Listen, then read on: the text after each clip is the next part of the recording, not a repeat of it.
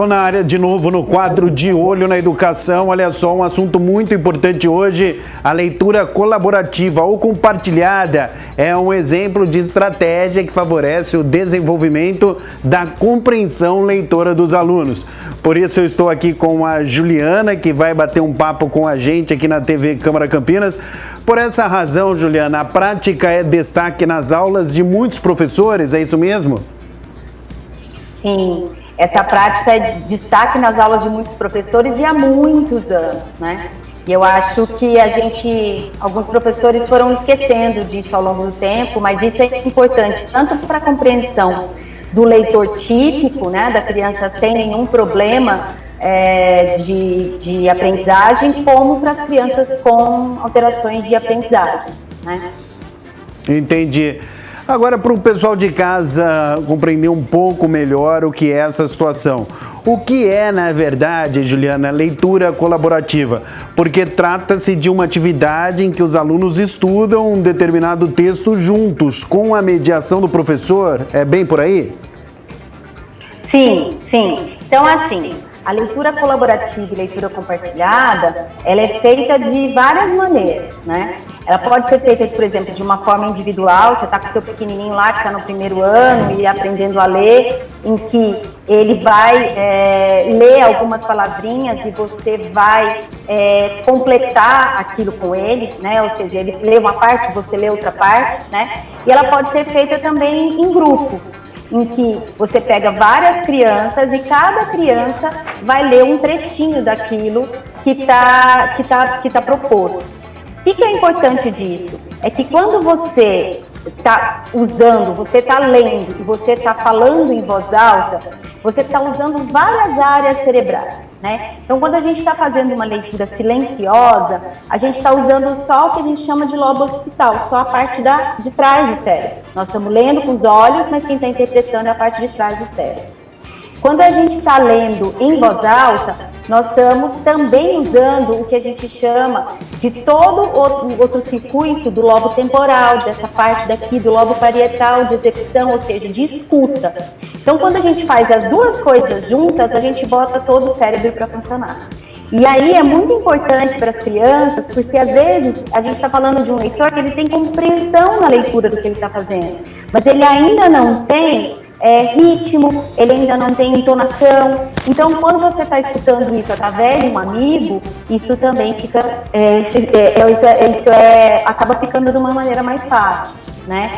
E uma coisa importante é que tem várias crianças que têm uma capacidade auditiva de entendimento, quando a gente falando de crianças com transtorno de aprendizagem, né? Em que a leitura é muito difícil, mas que a escuta é muito boa, né? Então, eu sou uma criança que eu não consigo, às vezes, interpretar um texto, quando eu li esse texto de maneira silenciosa, mas que se eu te perguntar isso de uma forma oral, eu vou ter uma capacidade plena de te contar tudo o que aconteceu, de te dizer toda a história. Então, isso é uma obrigação, assim, de todos nós, né? Todos nós profissionais da saúde, né? O médico, otorrino, foniatra, os profissionais que lidam com a educação, os professores, a gente disponibilizar da maior forma possível de estratégias para que todos sejam incluídos. E a gente tem que abrir a cabeça contra a estratégia escolar, né? Entendi, perfeito. Bom, é importante a gente falar também, né, Juliana, que o objetivo não é gerar um produto específico, como responder questões que aferem ao conhecimento dos alunos sobre um determinado tema. Nesse caso, o foco é conscientizar os estudantes em relação ao processo necessário para decifrar o escrito e compreender as ideias e intenções do autor, Juliana. Sim, sim. O que a gente estava falando antes, né, sobre a gente desmistificar a escola e trazer a tecnologia para o bem, né?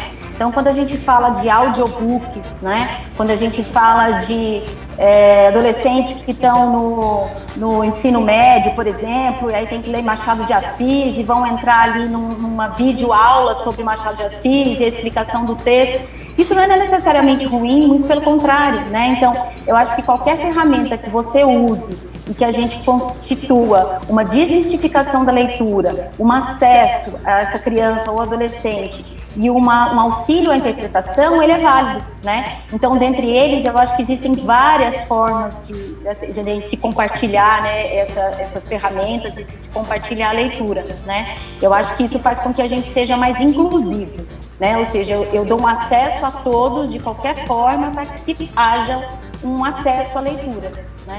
Que é linguagem, você concorda comigo, né? Qualquer com forma certeza. de linguagem vale a pena, né? Ela quer seja oral, quer seja fala, quer seja escrita.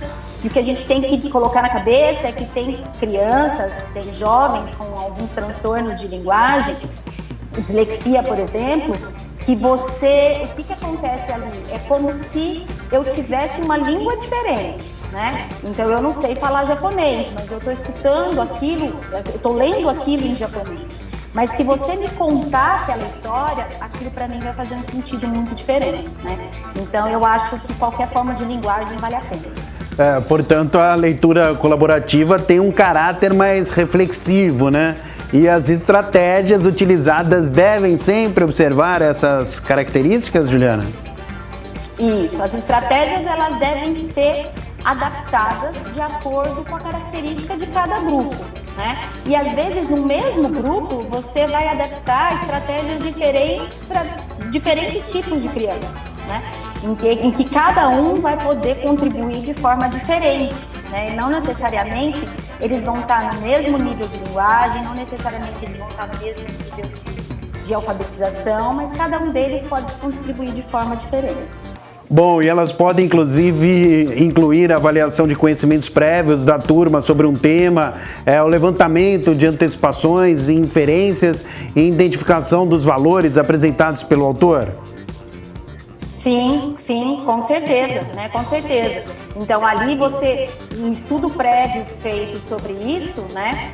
E de diversas formas que ele pode ter sido feito, você pode passar para essas crianças, então nós vamos fazer um levantamento desse autor, o que esse autor está fazendo, e em diversas formas, em diversas mídias sociais e de diversas maneiras. E ali a gente vai chegar a uma conclusão, não só pela interpretação daquele texto, mas de onde veio, por que veio, qual contexto que ele está escrito, né? Acho que isso é muito importante. E a leitura compartilhada é utilizada para diminuir um cansaço cognitivo ou não tem nada a ver?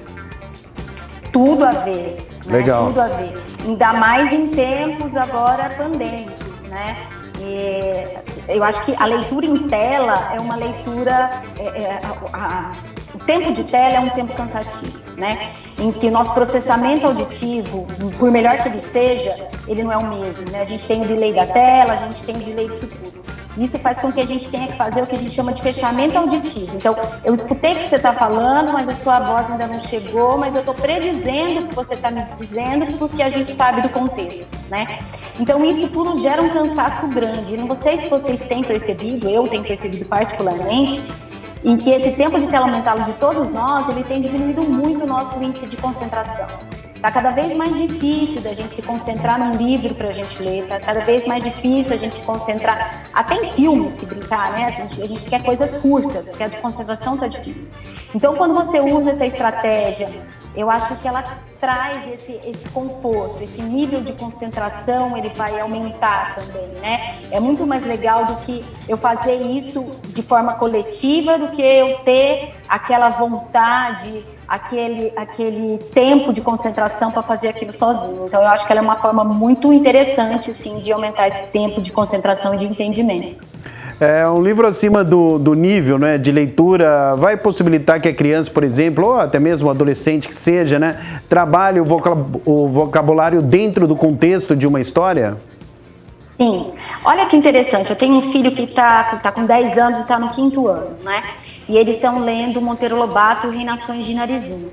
É interessante a gente saber, falar, nossa, mas ele não vai ter entendimento suficiente para isso, ou será que todo mundo na turma vai estar com o mesmo nível de entendimento para poder ler Monteiro Lobato? Não necessariamente. Mas quando você faz esse tipo de leitura compartilhada, a gente tem que ver que cada criança vai ter um nível de entendimento adequado para aquela faixa etária. E que o que ela leu hoje, o que foi lido para ela, aquele parágrafo hoje, ele pode ter tido um nível X de compreensão. Mas que se a gente ler amanhã, o nível de compreensão dele vai ser 2X. né? Então, é óbvio que você fazer isso sozinho, talvez seu nível de entendimento ele seja baixo para aquilo. Mas quando você fez isso em grupo, isso aumenta muito a chance de você entender aquele contexto e aumentar em muito o seu vocabulário, né? Às vezes você não precisa entender aquela palavra, você entendeu aquela palavra só no nível de palavra, mas você não entendeu o contexto. Mas se você entender o contexto e não conhecer a palavra, também está tudo certo, né? Então eu acho que a leitura compartilhada ajuda bastante. Até em cima disso que você está falando, desde o início da nossa entrevista aqui, uma atividade de leitura compartilhada acaba trabalhando também vocabulário e escrita ao mesmo tempo, Juliana? Sim. Você tem que pensar que quando a gente está falando de leitura e de escrita, quando eu estou lendo, eu estou transformando algo escrito em som dentro do meu cérebro, né? E quando eu estou escutando, eu estou fazendo ao contrário, eu estou transformando o som em uma linguagem escrita, tá? Então, quando a gente está fazendo esse tipo de linguagem, de leitura compartilhada, a gente está usando esses vários níveis cerebrais. Então, isso melhora tanto a leitura quanto a escrita. Eu sempre falo para os pacientes que chegam com problemas ou não de aprendizagem, quando a gente usa só uma parte do cérebro, você vai ter um aprendizado X. Mas se você usar o cérebro todo, você vai ter um aprendizado e uma compreensão 2x. Então, o que é importante? Primeiro, que eu acho que sempre isso é importante para os professores, a gente aprende o que o cérebro curte, né? Então, a gente precisa ter aquilo precisa te dar tesão, de verdade, né? Aquilo precisa ser legal para você. Então, se aquilo é mostrado para os alunos de uma forma legal, divertida, né? Então, o cérebro ele vai ter uma avidez maior para ele poder prestar atenção. E aí, quanto mais formas você usar, então você está jogando primeiro uma linguagem visual, que você colocou ali só figuras para eles podem inventar aquela história, ou de repente você jogou só o áudio para eles poderem saber o contexto que está acontecendo, e depois você coloca essas crianças para fazer um reconto dessa história. Então isso você está usando várias partes cerebrais, e aí a sua chance de aproveitamento ela é sempre muito maior. É muito mais focado no processo, né? Exatamente.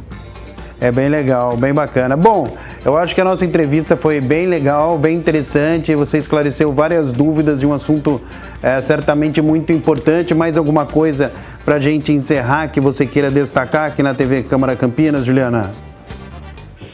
Não, primeiro eu queria agradecer bastante a oportunidade e dizer que eu acho que essa pandemia trouxe bons ventos para a gente. A gente veio repensar a educação, a gente veio repensar a inclusão, a gente veio repensar várias coisas e repensar conceitos, né? Que eu acho que isso, o que valia ontem não vale mais hoje, né? Então eu acho que a gente precisa realmente trazer o que a tecnologia tem de bom para a escola, trazer novas formas de ensinar, novas ferramentas, porque o objetivo final é a gente atender essa criança, a gente atingir esse aluno, né?